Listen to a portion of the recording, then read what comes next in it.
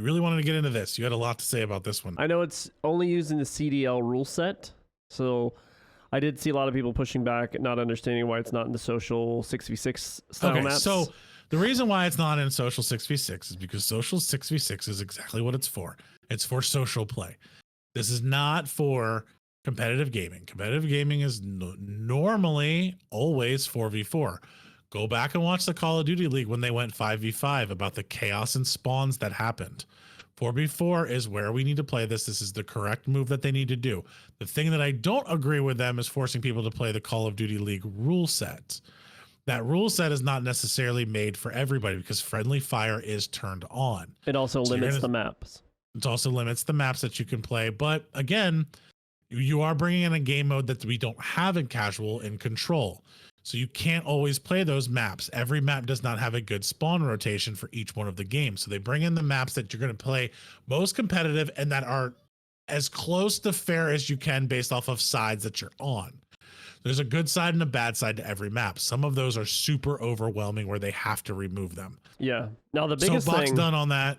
Well, it's a good thing. The biggest thing I think is important is where it says select weapons, attachments, equipment, perks, field upgrades, and streaks are restricted based on official CDL rules.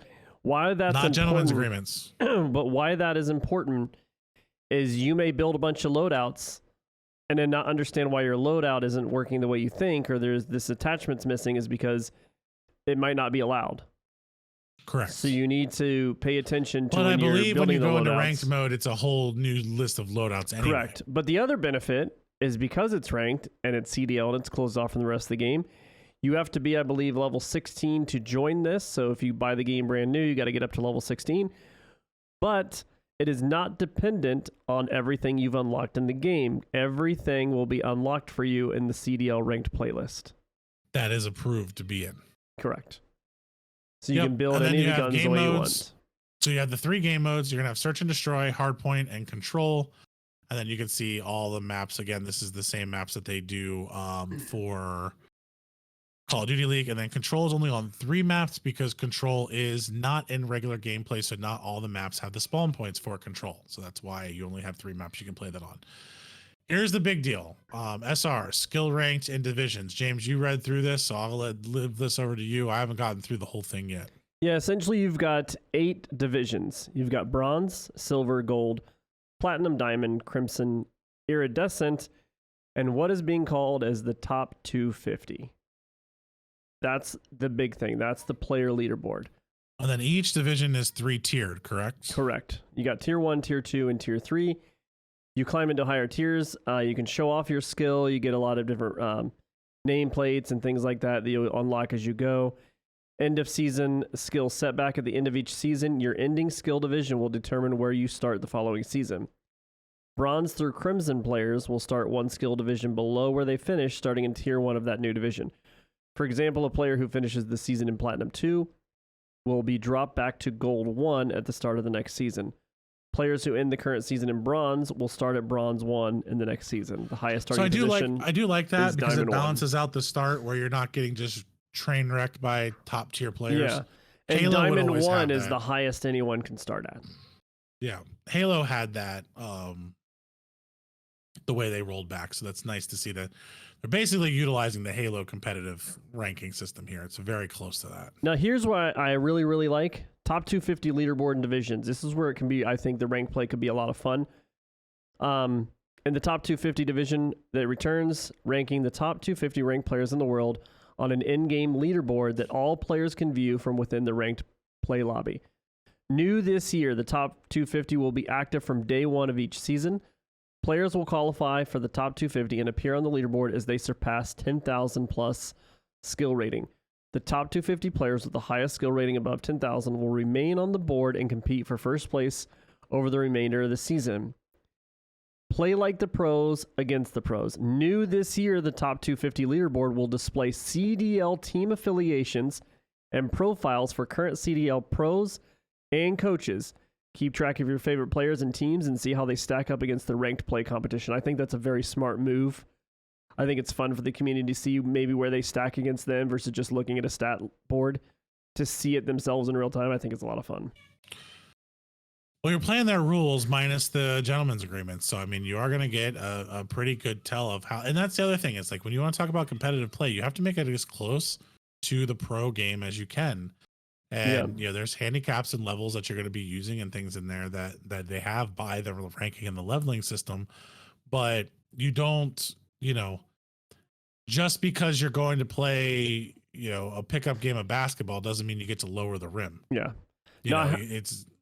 It's just how it works. I have a feeling this probably isn't anyone in our audience. It definitely doesn't include us. But in addition to new rank and seasonal rewards in Modern Warfare 2, the number one ranked player at the end of each season will receive a unique, one-of-a-kind calling card and emblem. So maybe I don't... Oh, I'm totally winning that. Yeah, I'm obviously not going to get that, but it'd be very cool to come across maybe a casual game where I see somebody with that, and I know that they, at one point in one of the seasons, were the number one ranked player in Call of Duty. I wonder how often that title is going to be taken by a pro player. I think it gives the pros a lot of incentive. They might not necessarily want some unknown person to get this guy or girl to get this title. I'm just saying, I'm very interested to see if that person that wins it the next year is on a pro team. Tons of rewards. You get all kinds of stuff based on what rank it is, and we're not going to go over each thing, but basically any of the rewards they're you get from the incentivizing rank, you to play. Yeah, I think that's really great. They're giving you stuff to unlock. You can get unlock things whether you're high rank or not high rank just by getting a total number of wins, things like that. There's all kinds of stuff, and that stuff is basically usable in any of the Warzone or Call of Duty, whatever you want to put it on. Anything that ties to this game, you'll be able to use any of those rewards to show off what you've been doing. Yeah. So cool. Competitive integrity features are a high thing here. Basically, one of the biggest issues is people leaving games. So you start a game, they rage quit, they do all those different kind of things. They leave the game.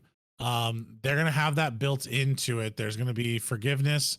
So basically SR forgiveness. If a player disconnects and quits in the middle of the match, all team members outside of that player's party will not lose any SR. From start to finish, players who disconnect or quit matches will receive SR penalties, as well as temporary suspensions with escalating penalties for repeat offenders. So if you keep joining or keep removing, or you don't have a good enough ping or any of that kind of stuff to play it, don't get in there because they're going to start kicking you out and that thing. I really think you need that. It is still possible to earn skill rating if players can overcome their disadvantage, but the loss is numerical disadvantage to the yield. So basically what they're saying is you can gain if you're 3-on-4, but you cannot lose. Yeah. Or 2-on-4 or whatever it may be. So then there's a professional code of conduct.